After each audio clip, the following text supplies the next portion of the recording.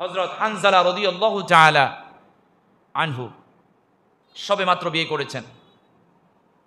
ফজরের সময় স্ত্রীর সাথে মিলিত হয়েছে, ফজরের আগে গোসল ফরজ। সুবহানাল্লাহ বলেন। এই অবস্থায় যুদ্ধের একটা ডাক আসলো, উহুদ যুদ্ধের। সেখানে কে যেন একজন ফজরের সময় আন-নাফির আন-নাফির বলে বলে একটা ডাক দিল। এটা হচ্ছে যুদ্ধের ডাক, জিহাদের ডাক। এই ডাকটা শোনার পরে হযরত হানজালা রাদিয়াল্লাহু তাআলা আনহু গোসল করতে গিয়েছেন মাত্র, ওখান থেকে গোসল না করে উঠে চলে আসলো এবং বিবিকে ডাক দিল, শোনো শোনো, যুদ্ধের ডাক শুনতে পেয়েছি, যুদ্ধের ডাক এসেছে, নবী যুদ্ধ ঘোষণা করেছে, আমার কানে যুদ্ধের ডাক এসেছে, আন-নাফির আন-নাফির, আমাকে যুদ্ধের ময়দানে চলে যেতে হবে।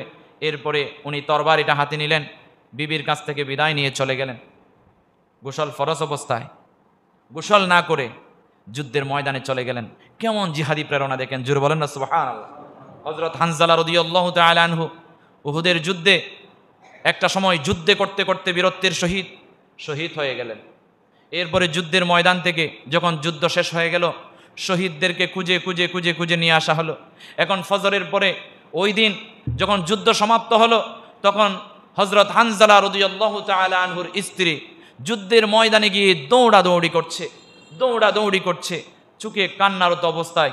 আমি সবাইকে দেখতে পাচ্ছি, কিন্তু আমার নতুন মাত্র সবে মাত্র বিয়ে হয়েছে আমার স্বামী হানজালাকে কেন দেখতে পাই না। অনেক দৌড়াদৌড়ির পর একটা জায়গায় বসে রইলেন। আল্লাহর নবী সাল্লাল্লাহু আলাইহি ওয়াসাল্লাম দেখতে পেলেন। ওই মেয়েটাকে জিজ্ঞাসা করো কেন এত দৌড়ায়, কাকে খুঁজে। এরপরে আল্লাহর নবীকে বলল, ইয়া রাসূলুল্লাহ, আমি তো আমার হানজালাকে পাই না। ফজরের সময় আমাদের মাত্র সবে মাত্র বিয়ে হয়েছে, একটা মুহূর্ত সময় আমার সাথে ছিল, কিন্তু গোসল ফরজ, গোসল না করে যুদ্ধের ময়দানে চলে এসেছে, আমি তো খুঁজে পাই নাই। যদি আপনারা কেউ খুঁজে পেয়ে থাকেন, আমার হানজালাকে আপনারা গোসল দিয়েই তারপরে দাফন করবেন। একথা বলার পরে সাহাবায়ে কিরাম রিদওয়ানুল্লাহি তাআলা আলাইহিম আজমাইন সহ আল্লাহ নবী সহ খোঁজাখুঁজি করেন, পায় না। এরপরে আল্লাহ নবী সাল্লাল্লাহু আলাইহি ওয়াসাল্লামের কাছে জিবরাইল আমিন ওহী নিয়ে আসলেন, হানজালা দুনিয়ার মাটিতে নয় আসমানের উপরে নিয়ে গেছে ফেরেশতারা তাকে গোসল দেবার জন্য। জোরে বলেন না সুবহানাল্লাহ। জিহাদের ময়দানে, যুদ্ধের ময়দানে শহীদদের এত মর্যাদা, এত মর্যাদা। গোসল ফরজ হলে দুনিয়ার জমিনে গোসল নয়, সেটা আসমানে নিয়ে যায়। জোরে বলেন না সুবহানাল্লাহ।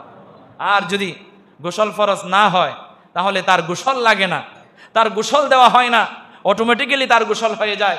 এই যে রক্তমাখা কাপড়গুলো নিয়ে তাকে দাফন করা হয়। জোরে বলেন না সুবহানাল্লাহ। আর যুদ্ধের ময়দানে দ্বীনের জন্য, ধর্মের জন্য, ইসলামের জন্য, দেশের জন্য, জাতির জন্য, মুসলিম উম্মার জন্য যারা যুদ্ধ করে, তারা শহীদ হওয়ার সময় তারা কষ্ট পায় না। পিঁপড়া আঘাত করলে যেমন কষ্ট, তার চাইতেও কম কষ্ট পায়। জোরে বলেন না সুবহানাল্লাহ।